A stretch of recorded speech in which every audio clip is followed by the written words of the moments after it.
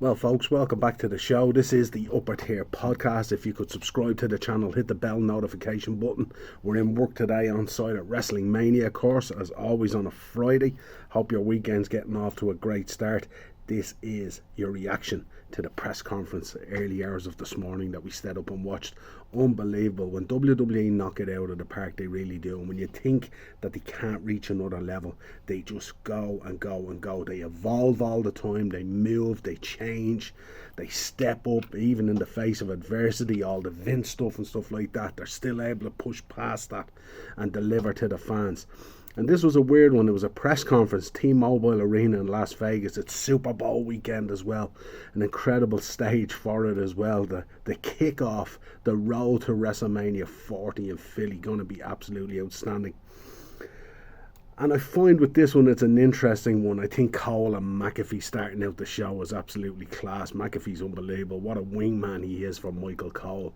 But we had Big E looking great. Great to see him there. CM Punk looking fantastic as well. All suited up, arm in a brace. Nearly looking ready to go, dare I say. Big E looking absolutely fantastic. Great to see him there. Said it to Darren this morning on WhatsApp. To see Big E was just fantastic.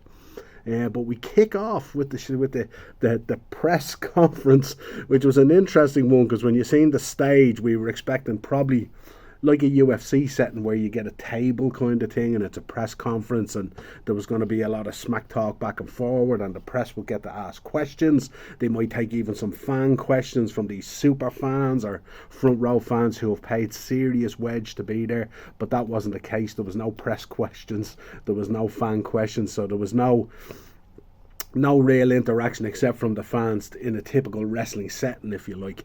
So it was kind of weird from that point of view that it was like a press conference, which was kind of weird. But we kicked off with Bianca Belair absolutely looking stunning. Did a stellar job to kick off the press conference. Really high on Bianca. She just looks amazing, and she's great on the mic as well, and she gets it and stuff like that. For someone who started quite late into the pro wrestling scene and stuff like that, she's absolutely knocking it out of the park. Looked $1,000,000, hit all the points that you'd want to hit.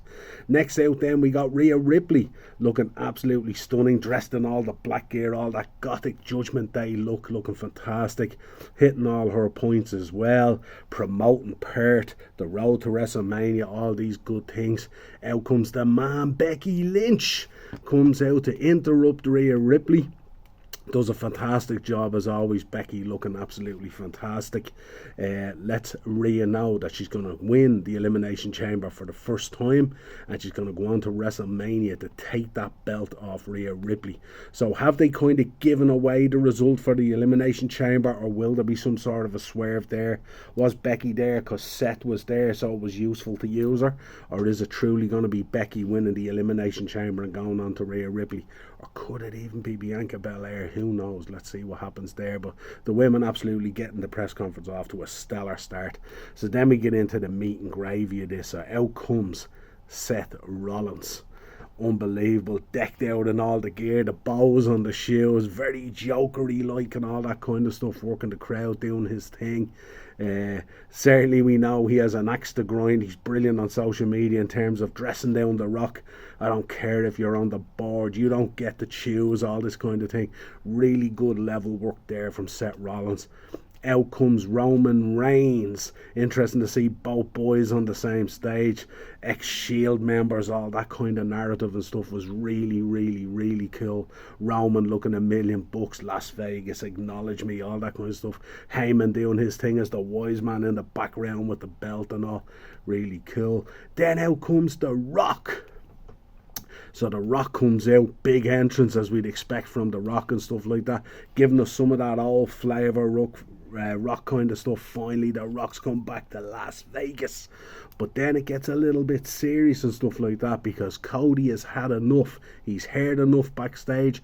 Comes out, no entrance. The only one of the men that had no entrance comes out, gets stuck into it, tells Rock and Roman how they're disappointing the family, letting the family down, all that kind of stuff. We had Rock already promoting the family, big slide up on the screen.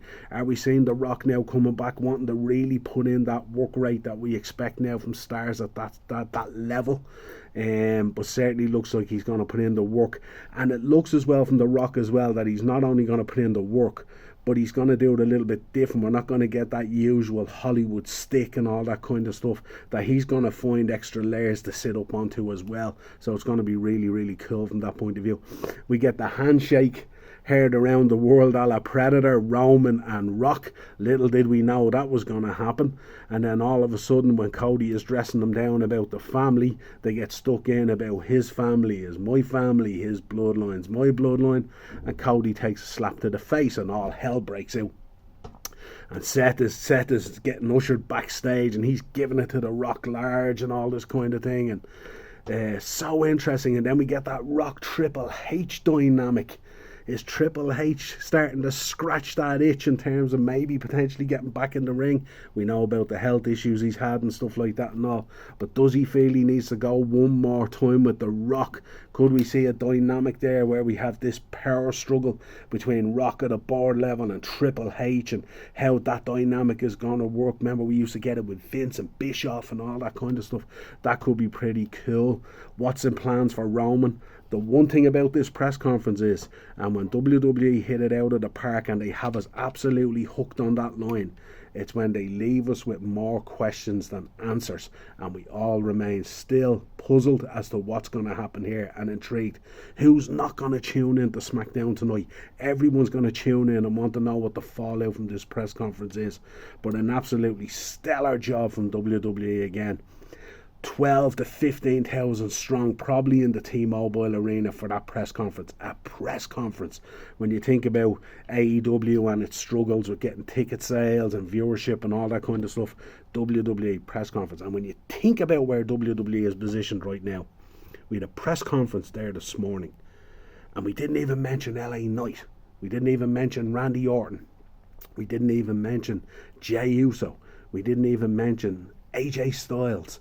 So many guys and girls not even mentioned that are knocking it out of the park. This is probably the strongest WWE has been in from a roster position and from a wave position. And all of that on the background of what was so negative with the Vince stuff. And obviously the negativity surrounding The Rock injecting himself into Cody's position potentially. How this is all going to unfold, who knows. Let us know your thoughts in the comments. What way do you see this going? Still so many questions to be answered. But absolutely stellar job last night by WWE. What a press conference to kick off the road to WrestleMania 40. As always, folks, subscribe to the channel, hit the bell notification button, and let us know your thoughts in the comments. Where is this going? Where does this fall out? Are we going to have a second coming of Austin and Vince, but it's going to be Rock, and it's going to be Roman, and it's going to be Cody, and all these different guys? Where does Drew fit into this picture? Surely he has to be involved as well. Until next time, folks, pleasure. Hope you have a good weekend.